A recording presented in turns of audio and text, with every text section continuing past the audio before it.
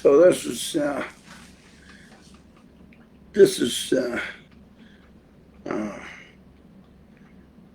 kind of the way this goes. Is for some reason this booted me right out of there, which is all right.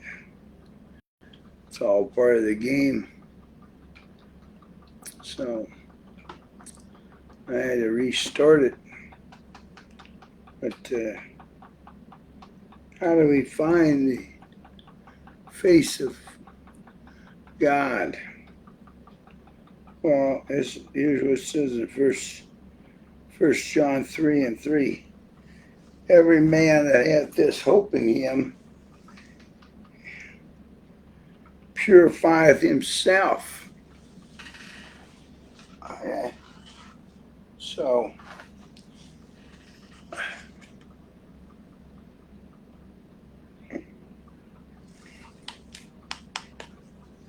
you have to have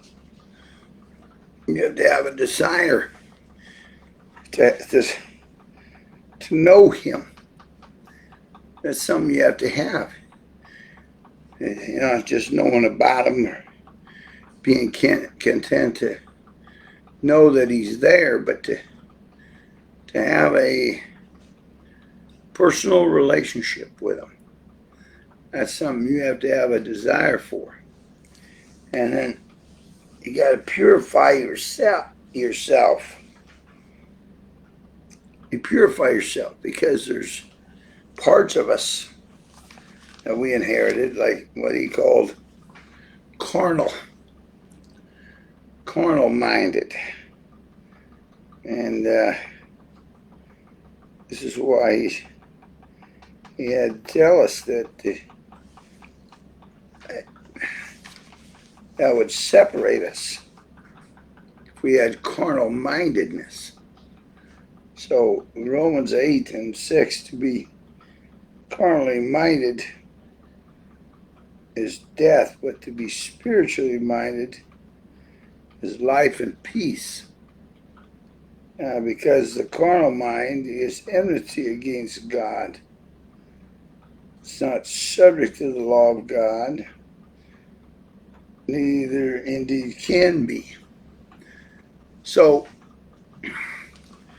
there's a natural resistance to seeking God's face in us.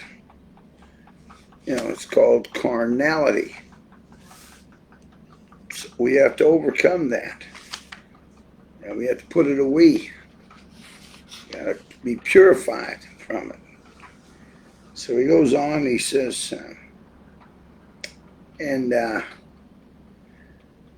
and be renewed in Ephesians 4:23. Be renewed in the spirit of your mind. 24. And then you put on the new man, which after God is created in righteousness and true holiness. So what we are by nature is one thing, to be carnally minded, but God wants to do a new thing. He said, put on the new man.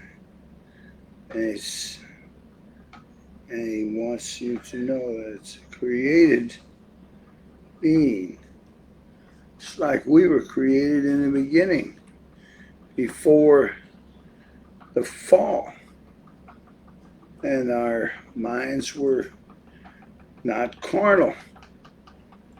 They were able to hear the voice of God and walk with the voice of God in the cool of the day. We weren't carnal. And so now, in order to accomplish this, we have to be recreated. We have to be created again into a righteousness or a whole different personality.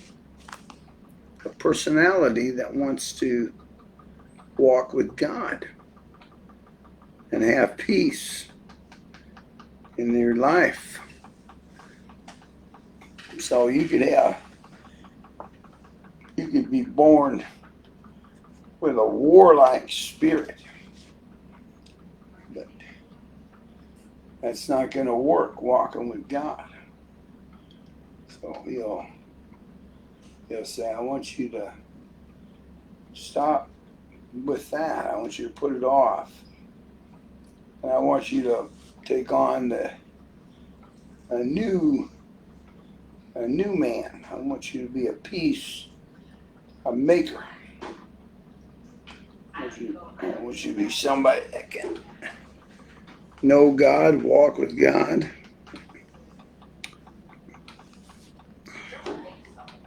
Paul said that when he came into it, he realized he wanted to know God. And that's why he said in Philippians 2, he said, verse 8, yea, I count all things but loss, all the shaping of his personality and everything, my worldly religion, he threw it off.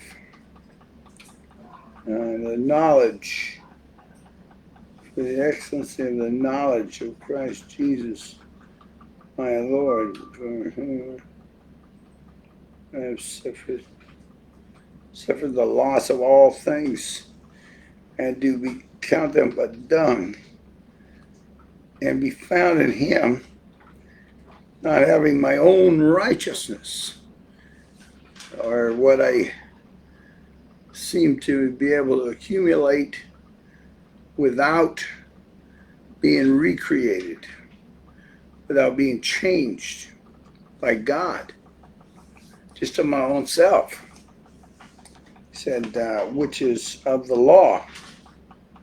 So what I've been able to do in enacting the amount of the law that I have been able to live by,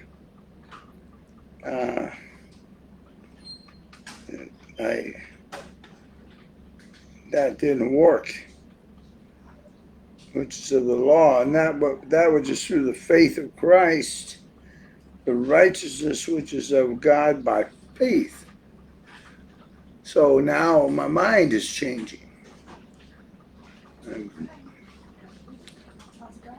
I'm believing God. I have some water in your house for you. Oh, you do? Can you just leave me here? I'm doing a Bible study right now. I won't be too long. Okay, I will come back. Well, you can always come back. Yeah. Can I get a cup of ice, though? Do you want ice water? Or do you want me to just ice. Okay. Just ice, yeah. So he said, be found in him, not having my own righteousness, or what I've been able to accomplish in myself, which is of the law, but that which is through the faith of Christ, the righteousness which is of God by faith. So the change of mind, believing God revealed something to you, and you believe that something happens inside. And then he goes on saying that I may know him. And that's what that is. Thank you. It's to know him. To be able to. Sure, I'm giving a Bible study, but if you don't mind. Nope, go for it. So he said, that I may know him and the power of his resurrection, and the fellowship of his suffering, being made conformable unto his death. Well, Paul's saying here, your hope is the resurrection. In other words, this life is a classroom. And what you learn in this lifetime, experiences you have, your relationship with God, things you go through, blessings, sometimes sufferings, all that will be kept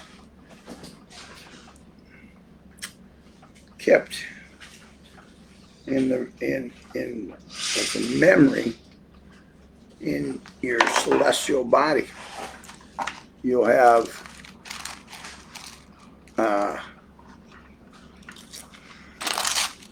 the memory of it. So, like right now,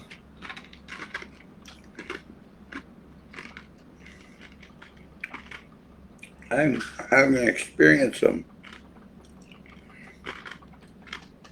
I'm having a lot of time in the hospital. Well, that'll stay with me, see. The reality of it is when you become part of the plan, nothing is wasted. You know, and he said when they were eating the Passover, said nothing was wasted. They ate the lamb roast with fire. So when you're learning the faith of Christ, when you're Christian, learning about him and then believing in him, and then finally believing like him,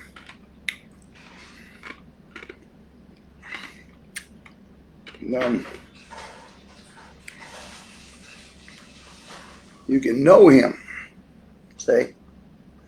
You can walk with him on the straight and narrow and know him in the power of his resurrection and the fellowship of his suffering. That's why Christ came. Christ didn't come here to learn about God. He knew about God. He was with God in the beginning. He came here to be a partaker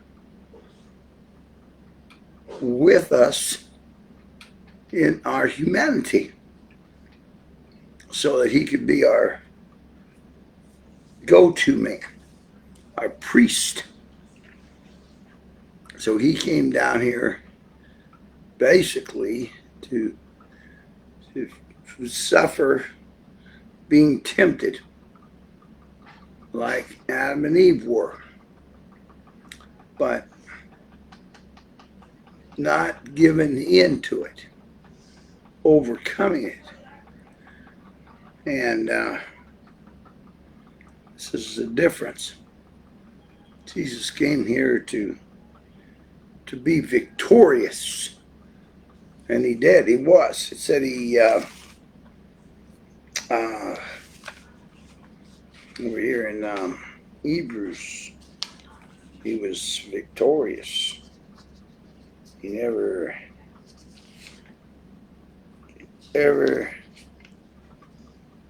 developed a carnal mind. Always trusted God. Never let envy and strife, bitterness, things like that come in. He was said about him, he said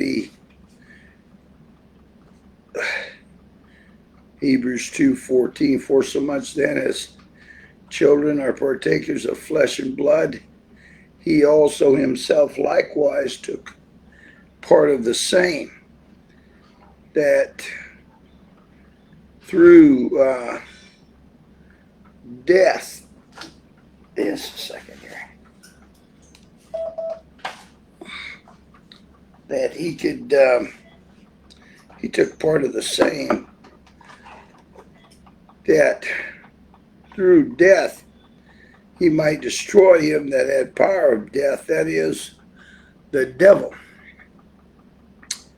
And that's what I think is so beautiful, when you can get in a situation where people are not trying to find somebody to blame. Now, you did this, you made me do this, you, instead of just saying, let's walk together, let's find a solution. And good morning, Brother Rod, Sister Maria. Let's look for a solution instead of play the blame game. Jesus didn't play that game. Yeah, it's a repulsive thing to him, watching people try to find ways of blaming other people for Brian, did you do something? Yeah, I do. Could you empty that for me?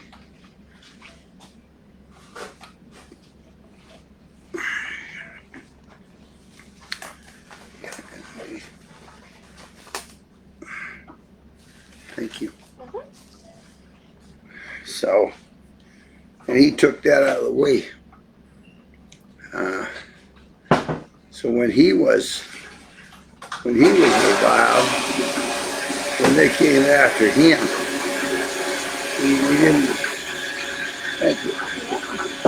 he didn't revile again. They didn't fight him.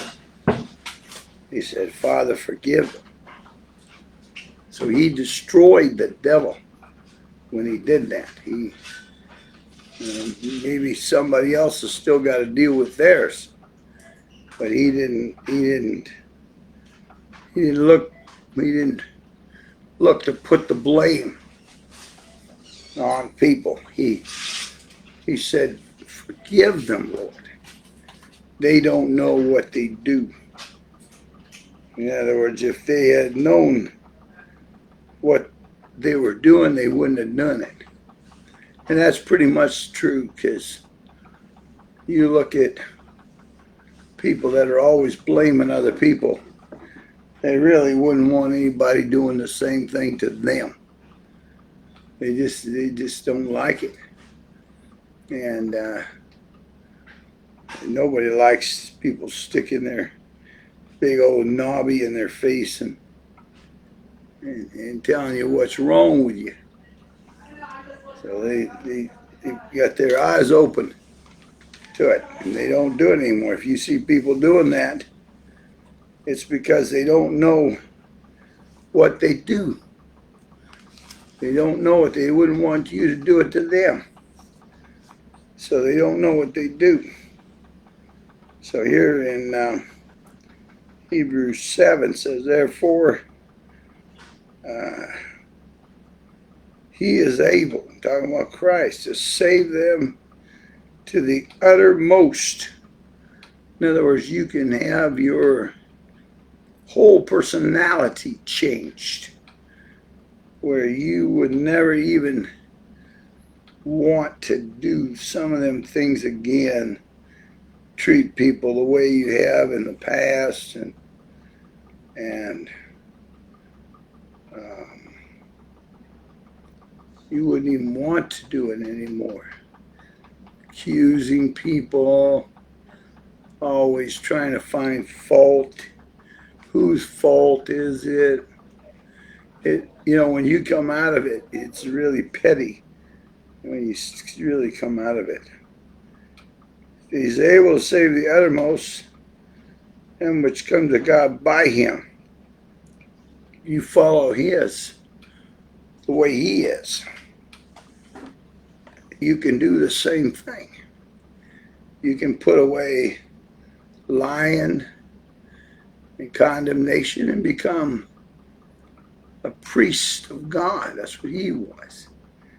It says, for such a high priest became us. So he's a high priest, but we're like the we're like the regular priesthood. And he said, who is holy, in other words, he does things for God, not for himself, does it for God. Harmless. He doesn't desire to see anyone hurt or perish. You know, it's not the will of God that any should perish. But you might think differently than that. Maybe you think, oh, some of these people really need to perish. And that's going to hinder you walking with God. I can tell you that right now. Because you can't walk together with him unless you're in agreement. So, separate, undefiled, separate from sinners, and made higher than the heavens. So, he was, even though he went among them, he was their friend. He wasn't doing what they were doing. He was a light to them. So, we need to be changed. We need to be purified if you want your walk with God to improve. You got to be purified and tried. You got to go through some things. So, in Ephesians 2, he said, verse 8, by grace are we saved through faith. In other words, God's revealing faith to us and we walk by it. That not of yourselves. You didn't come up with this. You didn't think this through and finally come up with an idea. This was given to you by God. God showed you the way to go. It's a gift. Not of works, lest any man should boast. So it's not even a work, it's a fruit. So here's the thing. The fruit of righteousness is sown in peace. That's James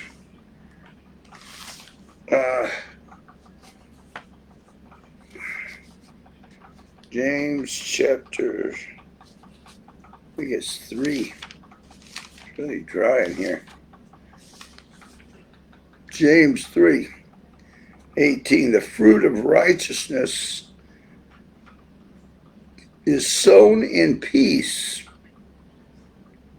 of them that make peace. So if you're in the ministry of reconciliation, you're a peacemaker.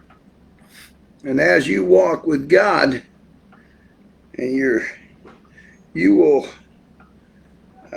produce a fruit of faith, a light, and really it's a love, really.